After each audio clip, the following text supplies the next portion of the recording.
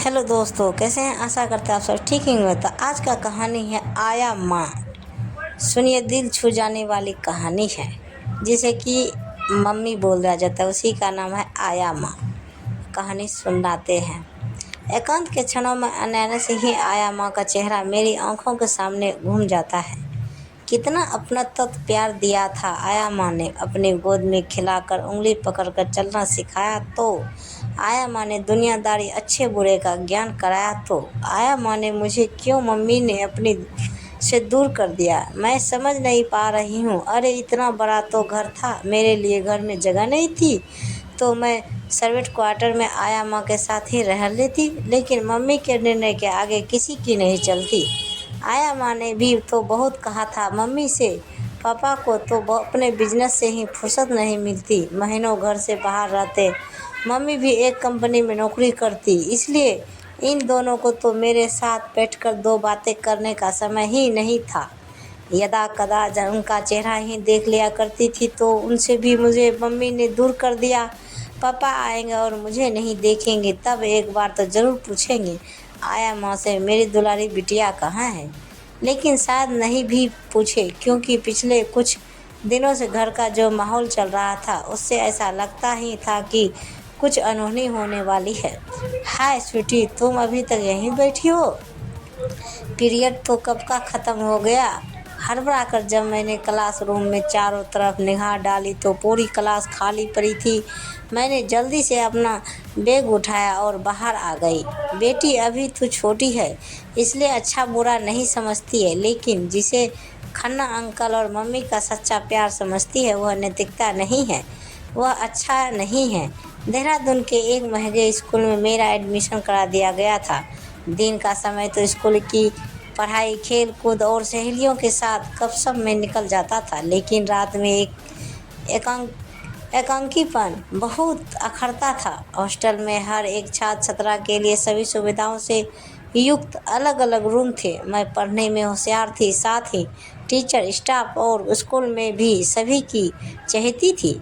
अपने मधुर व्यवहार और शालीनता के लिए मैं जाने जाती थी। ये सब चीज़ें मुझे विरासत में आया माँ से ही मिली थी। कितने चाहते थे मुझे आया माँ। क्या मेरे बिना आया माँ को अच्छा लग रहा होगा? दिल्ली से देहरादून आए 5 महीने बीत गए थे। अब तक मैं यहाँ के माहौल में काफ़ी हद तक अपने आप को ढाल चुकी थी। यदा कदा आया माँ का ही फ़ोन आ जाता था या फिर आड़ी टेढ़ी लकीरों में आया माँ की चिट्ठी। आया माँ के लाड़ दुलार में कितना अपनत्व था जब वो मुझे अपनी गोद में बिठाकर मेरे गाल, होठ और माथे पर गरम गरम चुम्बन देती तो मैं मम्मी के उस रूखे सूखे प्यार को भूल जाती थी। उस समय मेरा बाल सुलभ मन यही समझा था कि चुम्बन आलिंगन से ही सच्चे प्यार की अभिव्यक्ति होती है।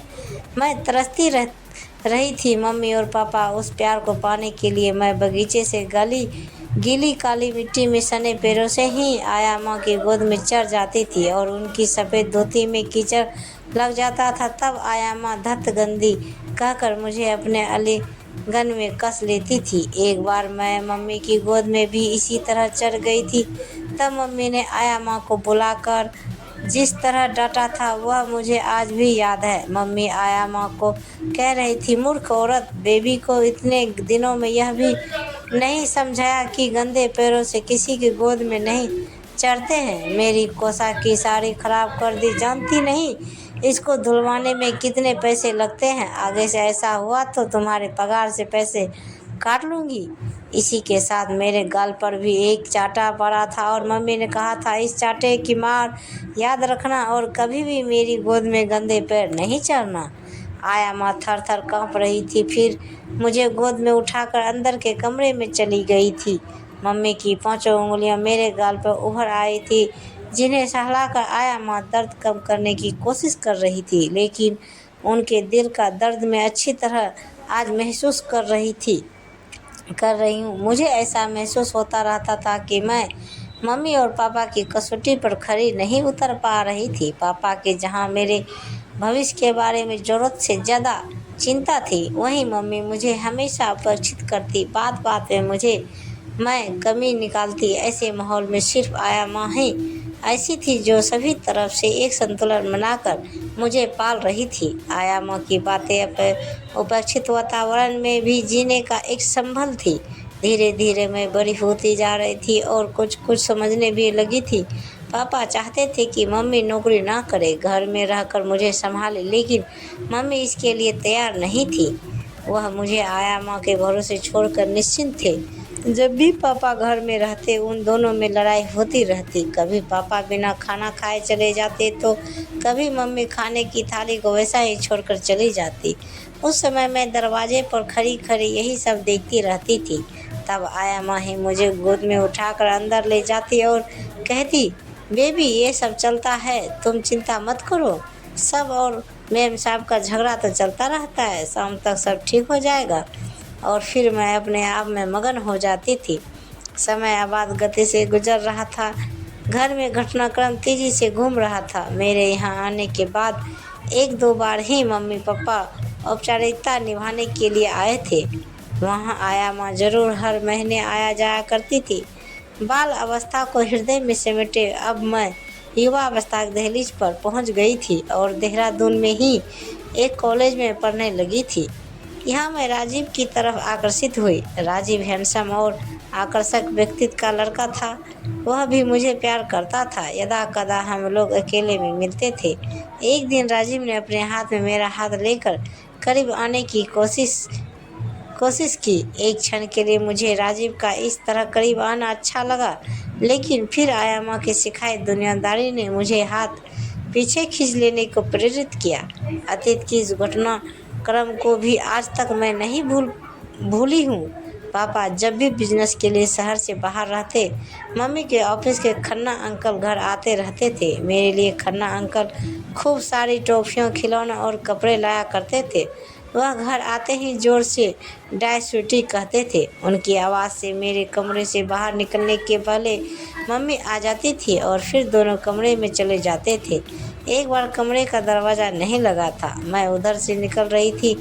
मैंने देखा कि मम्मी और अंकल एक दूसरे को बहुत प्यार कर रहे थे। मेरा बाल सुलभ मन इतना ही सोच सका था, काश मम्मी और अंकल की शादी हुई होती। साथ ही मुझे आया माँ के वे गरम गरम चुम्बन और आलिंगन याद आ गए। जब मैं बहुत उदास हो जाती थी तब आया माँ मुझे हंसाने के लिए अंक में भरकर चुम्बने से मेरा चेहरा भर दिया करती थी। मैं समझती थी कि चुम्बन लेने और आलिंगन करने को ही प्यार करना कहते हैं। मम्मी और पापा के हमेशा लड़ाई झगड़े से मैं भी परेशान रहती थी, इसलिए इंतज़ार ही करती रहती थी कि कब पापा बाहर जाए और खन्ना अंकल घर आए।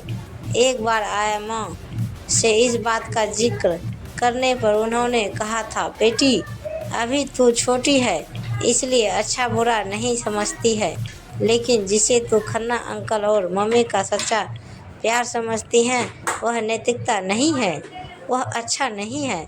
समाज इसे स्वीकार नहीं करता। इसलिए खन्ना अंकल और मैम साहब चोरी छुपे मिलते हैं, लेकिन बेटी मैं तुझसे अच्छे संस्कार डालना चाहती हूँ। इसलिए बेटी कभी भी कोई ऐसा काम नहीं करना चाहिए जिससे चरित्र पर कोई उंगली उठा सके। खन्ना अंकल और मैम साहब के इस मेल जोल पर भी सभी उंगली उठाते हैं, लेकिन बेटी अपने को क्या, हम तो एक आया माँ है। इसलिए मेरी जिम्मेदारी तुम्हें अच्छे से पालना और अच्छे संस्कार ही डालना है। क्या हुआ स्वीटी? राजीव की आवाज़ से मैं चौंक गई थी। मैंने दृढ़ता से कहा, राजीव यह सही है कि तुम मुझे अच्छे लगते हो, लेकिन आया माँ के बताए अनुसार अभी यह उचित नहीं है। राजीव ने चिढ़ते हुए कहा, आया माँ कब तक आया माँ की उंगली पकड़कर चलती रहोगी? अरे तुम पूरी दुनिया स्वच्छंद हो, ना तुम्हें अपने मम्मी का डर है ना पापा का। खाओ पियो और मौज करो, यही तो ज़िंदगी है। फिर तुम्हारी मम्मी भी तो तुम्हारे पापा की होकर नहीं रह सकी, इसलिए नैतिकता अनैतिकता की बातें तुम्हारे मुंह से अच्छी नहीं लगती। मैं अब तक अपने आप पर काबू रखे हुए थे, लेकिन आया माँ के बारे में राजीव की बात से मैं बिखर गई। बोली, राजीव तुम्हें अपना समझते हुए मैंने अपना घर की बातें बताई, लेकिन इसका मतलब ये नहीं है कि तुम मुझे ही उसका उदाहरण दो। अच्छा है कि तुम पढ़ाई पूरी करके आया माँ से मेरा हाथ मांगना। अच्छा, गुड बाय। एक झटके से मैं उठकर अपने रूम में आ गई थी और खूब देर तक रोती रही थी। आज अचानक आया माँ को देखकर मैं उनके गले लग गई और राजीव के साथ घटी पूरी घटना उनको बताई। आया माँ ने मुझे धीरज बांधते हुए सब ठीक हो जाने का आश्वासन दिया। राजीव कह रहा था कि आया माँ, आप मेरे लिए भी पूजनीय है। स्वीटी को अपने जो संस्कार दिए हैं वो प्रशंसनीय है। मेरी कसौटी पर स्वीटी खरी उतरी है। इस साल फाइनल होने के बाद मैं अपने मम्मी पापा के साथ आपके पास स्वीटी का हाथ मांगने आऊँगा। आया माँ महसूस कर रही थी कि इस दुनिया में अकेले होने पर भी वे अकेली नहीं है। उन्हें स्वीटी जैसी बेटी मिली है जिसने अपनी मम्मी से ज़्यादा अधिकार देकर उनका सिर ऊंचा कर दिया है। मेरी शादी की बात सुनकर भी मम्मी ने खास ध्यान नहीं दिया। पापा से तलाक होने के बाद कोर्ट ने ज़बरदस्ती मुझको मम्मी के गले बांध दिया था, लेकिन देखभाल तो आया माँ ही कर रही थी। एक सादे समारोह में मेरी और राजीव की शादी हो रही थी। आया माँ खुश थी कि माँ की जो जिम्मेदारी उन्होंने उठाई थी आज वह फलीभूत हो रही है और मैं एक ऐसे घर में जा रही हूँ जहाँ सब और मेम साहब के जीवन में घटी घटनाओं को पुनरावृत्ति नहीं होगी। विदाई के समय राजीव और मैंने आया माँ के चरण छूकर आशीर्वाद लिया और गले लगकर रोने लगी। माँ, तुम मेरी माँ हो, आया माँ नहीं। पिता ने कहा, बेटे आज तुझे मेरे दोस्त से मिलवाता हूँ। दोनों पिता के दोस्त के घर पहुँचे। पिता ने अपने मित्र को आवाज़ लगाई। उधर से जवाब आया, ठहरना मित्र, 2 मिनट में दरवाज़ा खोलता हूँ। जब दरवाज़ा खुला तो पिता के दोस्त के हाथ में रुपये की थैली और दूसरे हाथ में तलवार थी। एक बेटे के अनेक मित्र थे जिसका उसे बहुत घमंड था। पिता का एक ही मित्र था, लेकिन था सच्चा। एक दिन पिता ने बेटे को बोला कि तेरे बहुत सारे दोस्त हैं, उनमें से आज रात तेरे सबसे अच्छे दोस्त हैं। ये कहानी आप सबको कैसी लगी कृपया हमें कमेंट बॉक्स में ज़रूर बताएं। कहानी पूरी सुनने के लिए धन्यवाद। प्रेम से बोलिए जय माता दी, हर हर महादेव। ऐसे ही वीडियो देखने के हमारे चैनल को सब्सक्राइब करें और वीडियो को लाइक ज़रूर करें। धन्यवाद। तो दोस्तों मिलते हैं अगले वीडियो के साथ। तब तक बाय बाय दोस्तों, जय हिंद।